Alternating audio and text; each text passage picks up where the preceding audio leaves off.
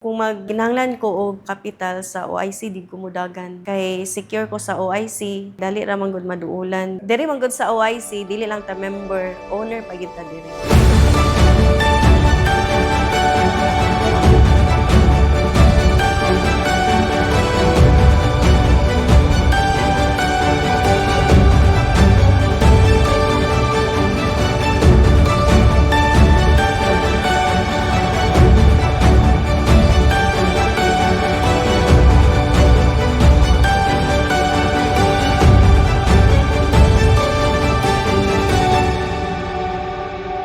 Ako si Velma Dagunday Abihero, 43. Nagpuyo diri sa Tangkulan, Manolo Fortich, Bukidnon. Minyo kang Michael Jan og nami upat ka anak. Sa wala pa ko nagpa-member sa OIC, nag-start mi sa among business sa Sari-Sari Store 2007 dito sa Lapasan. Nami gamay nga kapital pod nga katong gisugod namo. Kanami tong sa kasal, di ba nay gala-gala. So mo to mong gigamit na nga kapital sa among Sari-Sari Store.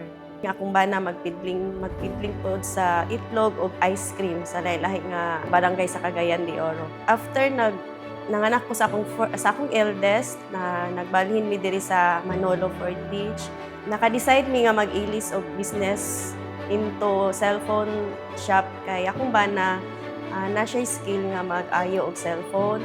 Then ako po, graduate po ko sa business management, so akong gigamit po itong sa pag-start sa amo ang business.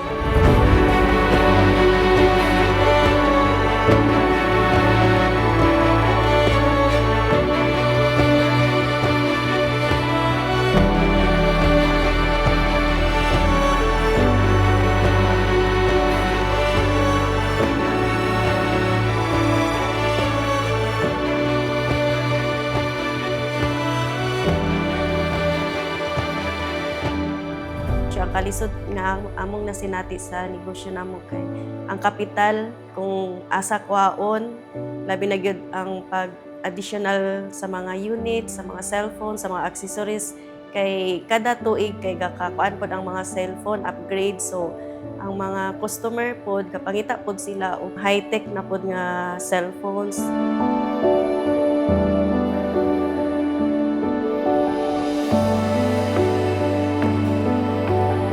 Gamay pa tong OIC sa una, tapad mi og kanang outlet.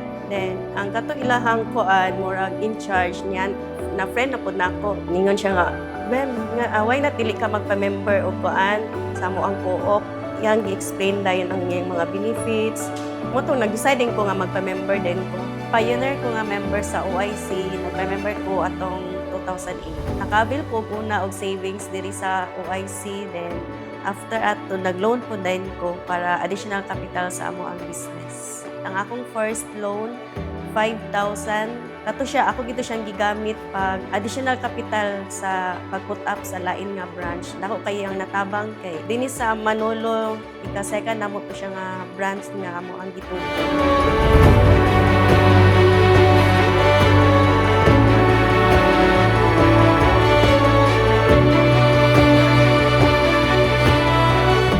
Member ko sa OIC po kay gusto ko na ko sa savings nila, kay gusto na ko makasave ko kay in case na mga emergency po nga mga situation dito na ko makuha sa ilaha. Then gina-encourage po na ko ako ang mga staff o ako ang mga anak na mag-save po na magpa-member sila sa OIC.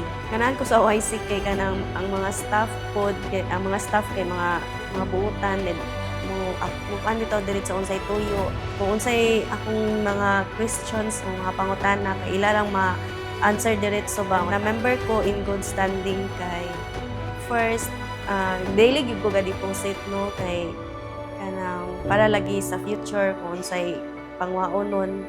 So nanakoy daan nga na-save. Kung mag-loan po ko, dapat yun monthly yun bayaran, wala dili mapaltahan. So mura po na ako ang perminti yun mag-save, daily yun, then ang loan po, bayaran yun siya monthly. Gapil ko yearly sa ato ang General Assembly.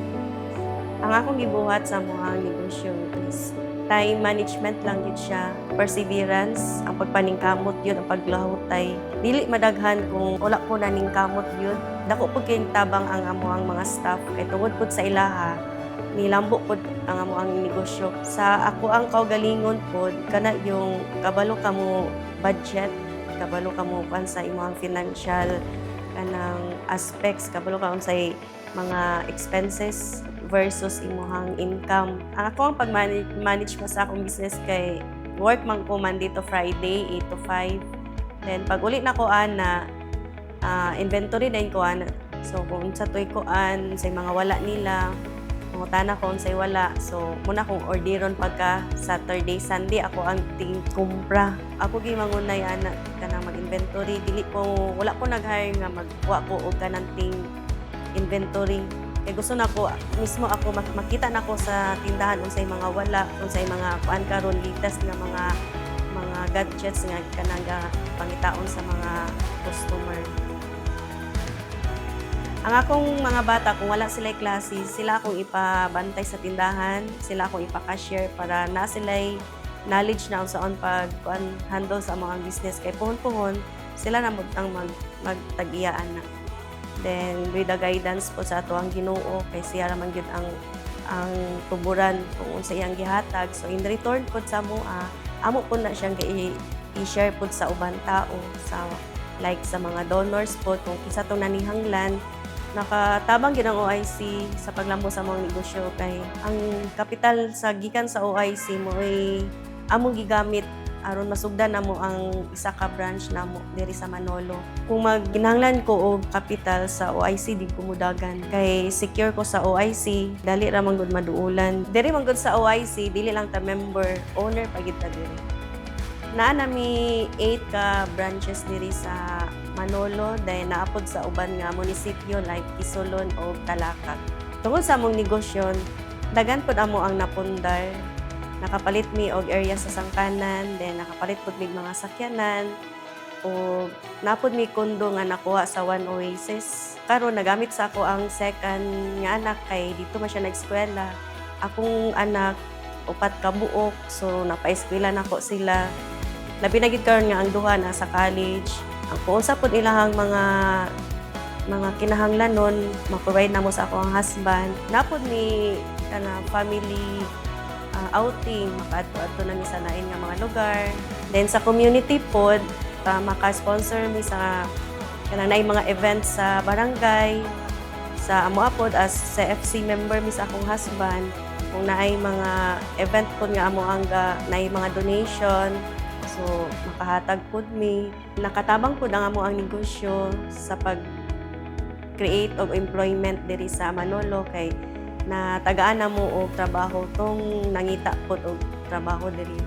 Nami napulo ka empleyado o above minimum wage ni sila o napo ni sila ay mga benefits nga kadawat sa amoa, especially kung December kay na sila incentives nga makuha. Then napod mi Christmas party every year bisan asa na mo na sila madala.